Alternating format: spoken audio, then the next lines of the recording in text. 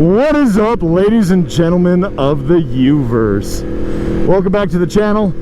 Today we're gonna do a little training ride. I'm up here with a coworker buddy, Cliff, who's up there trying to show off on his Interceptor 800, and his brother Wiley, and we're working on a few little things.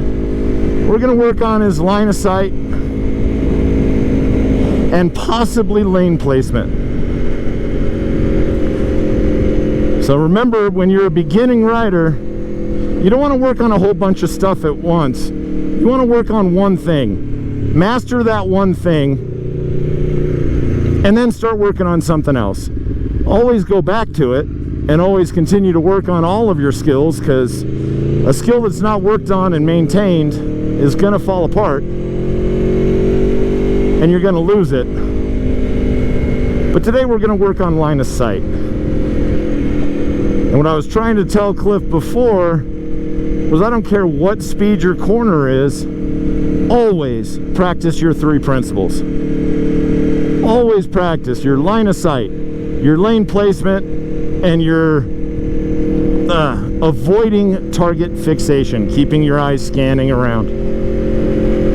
Sorry, I got a little indigestion going on today.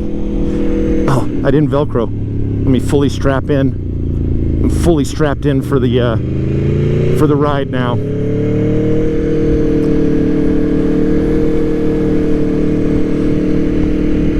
So let's break down line of sight. What do I mean by line of sight? What I mean is that you steer your bicycle, your motorcycle, with your chin. At least that's the way I was taught. I was actually taught to steer with my nose. It's what my first instructor taught me. I have seen a lot of people say steer with your chin, and it makes more sense to me. Plus, my camera's on my chin, so I steer with my camera or my chin.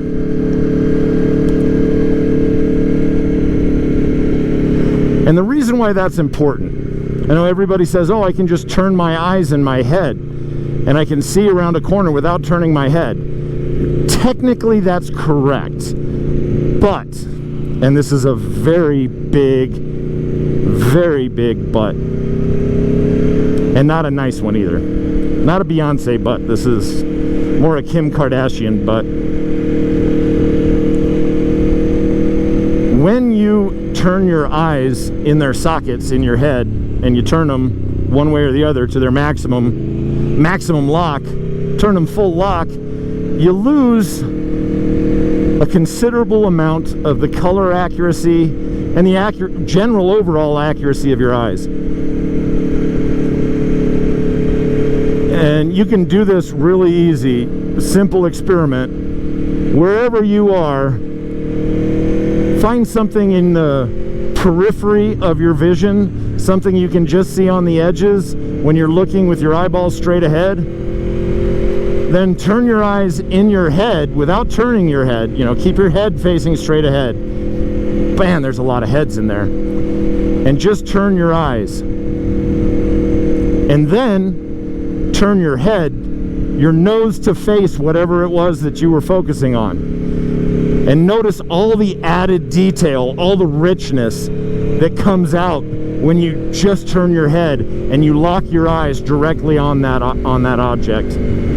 It's incredible the way that we have evolved for this the triangulated vision. What's the word? But anyway, and that's why it's really important that you actually turn your head. It's why you'll see racers not only turn their head, they turn their shoulders. It makes it a lot more comfortable. It helps them open up their hips, helps them open up their body for that cornering braking, but it also aids in their vision around corners so that they can see what's coming up. Now these corners here, it's not very obvious, but this one right here, you're really going to see it. It's a weird sensation when you're watching a video on YouTube, at least when I'm watching one of mine, and the bike's going straight and we're not looking there. And then you feel, it's almost like you can feel it You can feel the bike come around underneath to where you're looking. That's line of sight. That's looking through a corner. And that's the first thing that we are working on with Cliff and his brother Wiley. Now, I'd also, if we can get them to get their heads turning, I'm not seeing a lot of helmet movement at all. And we'll talk about that at the next stop. I'll talk to them about it, and they can look at this video. And I know a lot of times you think you're really moving your head until you see it on video. You're like, I swear I was looking more than that. Now, like, really get your head around. Really get your head around. Don't dive in early like that. I talked to Wiley about that. He's a little bit more advanced than his brother Cliff. But let your line of sight dictate when you enter a corner, when you exit a corner, where the apex is on the corner. All of that is dictated by your line of sight.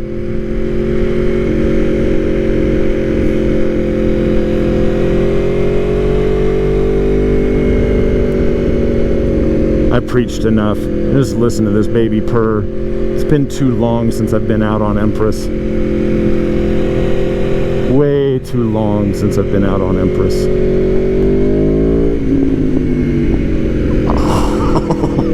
Oh man, Uvers! You don't get a semi when you hear that little burble on the D-cell. Oh man, that's so good. So delicious. So delicious. So inherently Italian.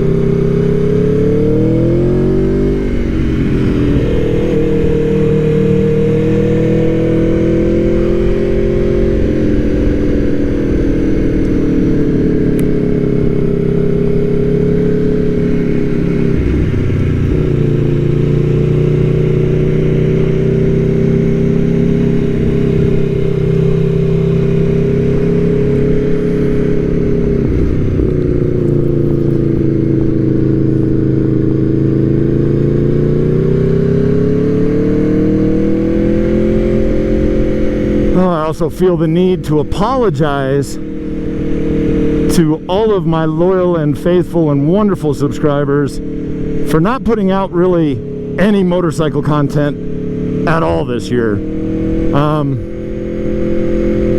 I'd like to blame it on COVID. I'm not.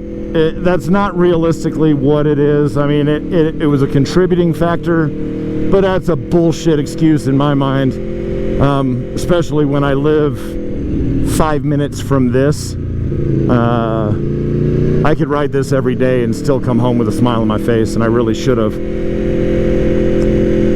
The real reason why there wasn't a lot of motorcycle content is I was distracted by a persistent snowflake.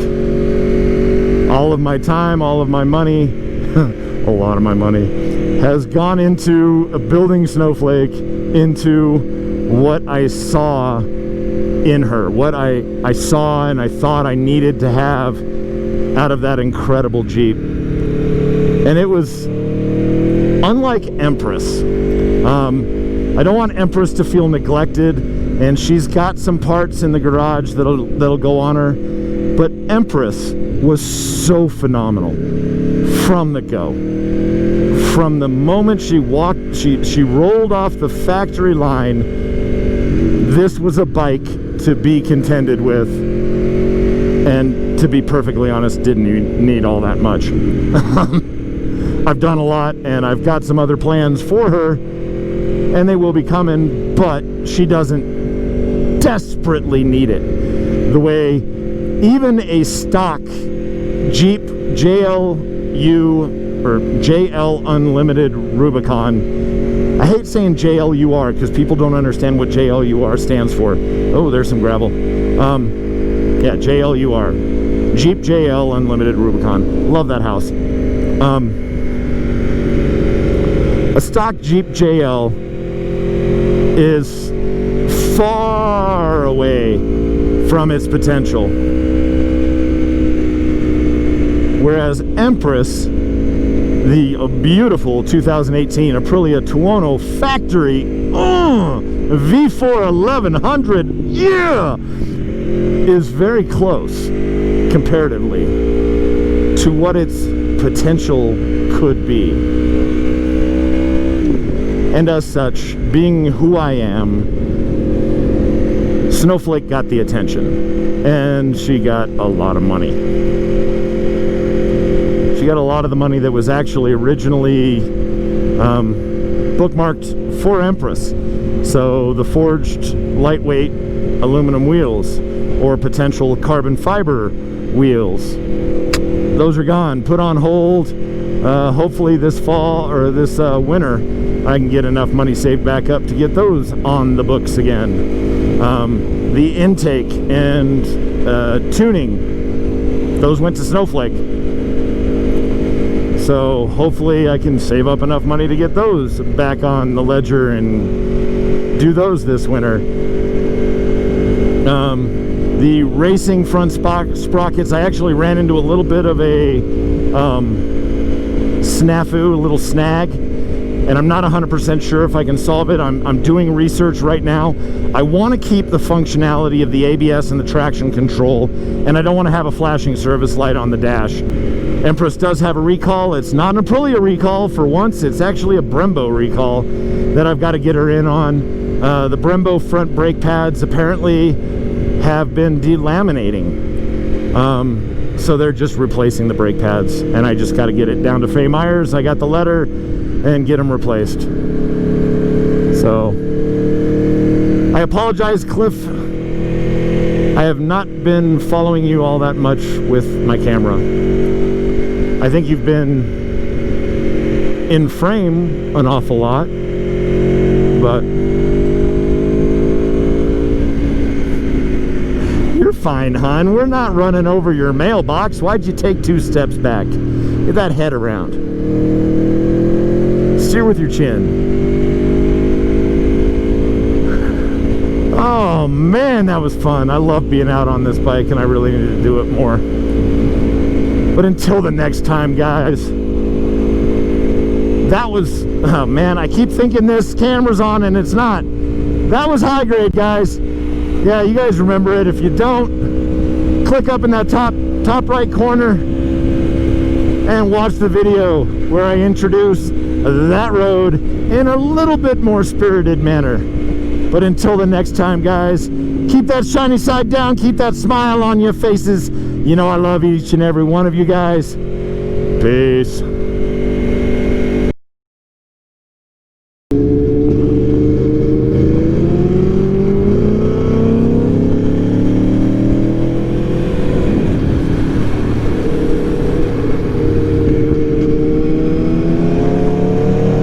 You can clearly see Floyd's head turning around.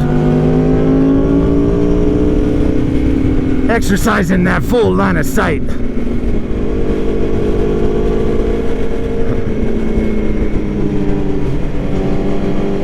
It's not very often that you get to ride with a competent rider.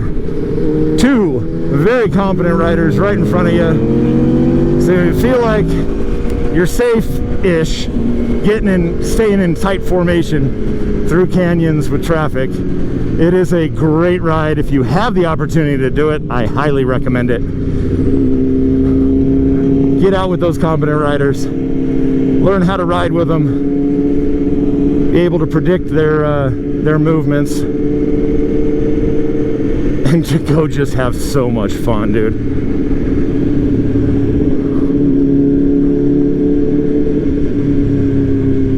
And of course, right in front of me is my brother Steve.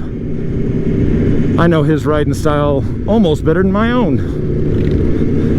Is Floyd hungry?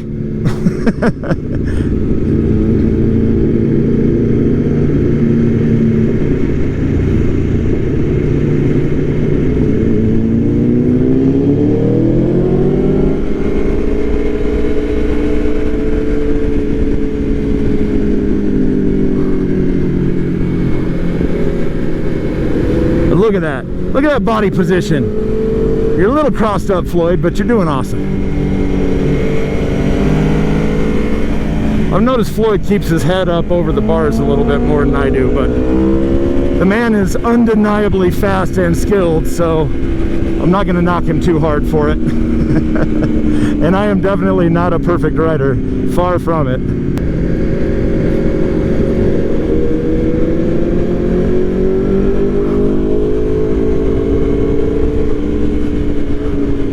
I'm going to try to keep up with him up Horsepower Hill, which is about a mile away.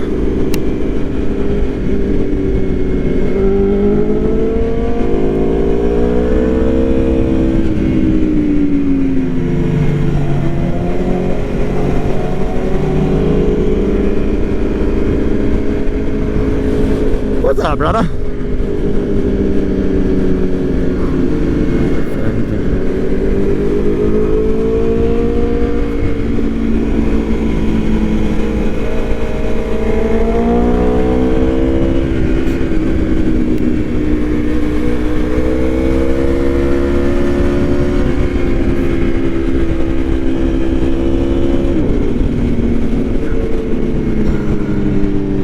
Trail parking ahead. That means we're at the base of Horsepower Hill.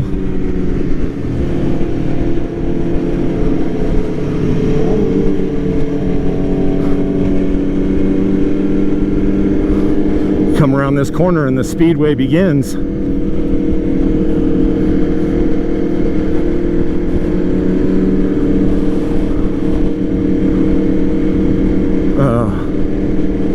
Next corner. Yeah, there it is. It's where it spreads out into 2 lanes.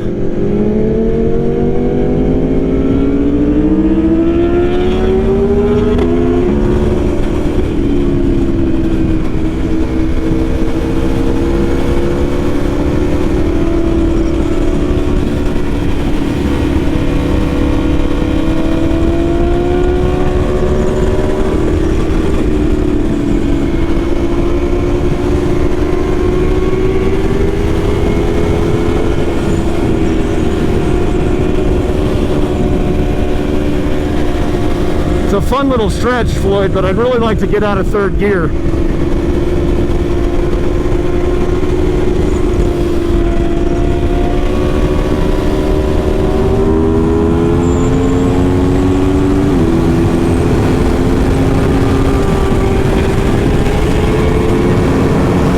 Bye, Floyd.